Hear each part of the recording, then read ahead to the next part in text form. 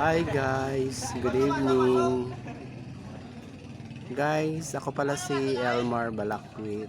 Ah, ah, taga ano kami guys, taga Kadaway, Kitcharaw, Agusan del Norte. Tapos, ang nanay ko naman, si Josepina Balakwit. Ay ano pala, Josepina Bergas Balakwit. Tapos yung father ko, Rafael Galindo Balakwit, yan. Tapos nagkaanak sila ng walong sibling. Ang panganay namin siguro mga pa lang siya, 5 years old, namatay na siya, lalaki. Ang pangalawa naman yung unang panganay namin, si Berhelio Balakwit. Pala siya, 5 years old, namatay na siya, kasakit. Tapos yung pangalawa, si Virginia Balakwit. Siya, 45 years old, namatay na siya. Kasi nagbibisyo siya. Siya ng smoking siya, cigarette. Siya, bawat kilos niya cigarette na cigarette yan. So kakasakit siya. Tapos yung pangtatlo namin si Antonia Balakwit. Naman siya guys, sumama siya sa fiesta sa lugar namin. Hindi siya sumama siya sa jeep na taga-amin. Yan, na-miss na sila. Ngayon, pagbalik ng jeep sa amin, nalaglag yung jeep. Tapos, maraming namatay sa amin. Siguro mga 5 siguro. Dahil sa accident na nalaglag sa bangin yung jeep na sinasakyan ng kapatid ko. Oo. Yan, siya, kasali siya sa accident. Namatay siya, si Antonia Balakwit. Tapos sumunod ako, si Elmar Balakwit, ako yun. Dito ako nakatira sa Las Piñas City ngayon. Tapos yung sumunod sa akin, si Telma Balakwit. Dito naman siya nakatira ngayon sa sa Quezon City.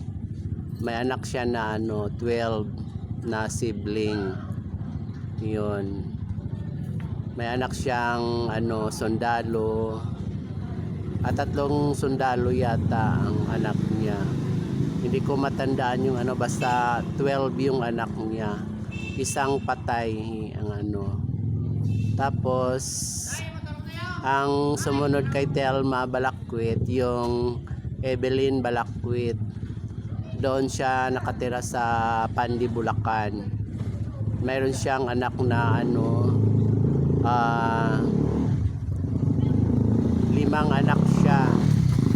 Mga dalagat binata na, may mga asawa na yung iba. Yung 2 na lang walang asawa, pinapaaral pa lang niya ngayon. Yung sumunod kay Telma Balakwit, yung si Wilmer Balakwit. Kasi nandoon din sila sa Pandi, Bulacan, nakatira kasama ni Evelyn. Pero magkahiwalay, mayroon din silang bahay ng kapatid ko na si Wilmer. Tapos may anak siyang si Lovely Balakwit, at saka 2 anak niya na lalaki dito sa Quezon City. 3 anak si Wilmer Balakwit. Tapos sunod naman sa kay yung bunso namin ay si Eleuterio Balakwit. Diyan siya nakatira sa sa Bangayan, Agusan del Norte. Yan, sa sakop yan ng Agusan del Norte. Yan. Ang resident talaga namin sa Kanaway, Kitsaraw, Agusan del Norte. Yan. Kanya-kanya ng buhay namin ngayon kasi matatanda na kami. Kailangan lang talaga guys, konting ingat na lang sa konting ingat sa pagkain, tapos walang bisyo, iwas sa bisyo para long life talaga. Pero ang lola namin, lola sa side ng tatay namin ay si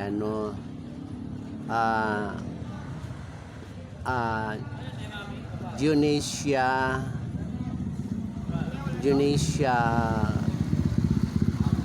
hindi ko na matandaan, Junesia Galindo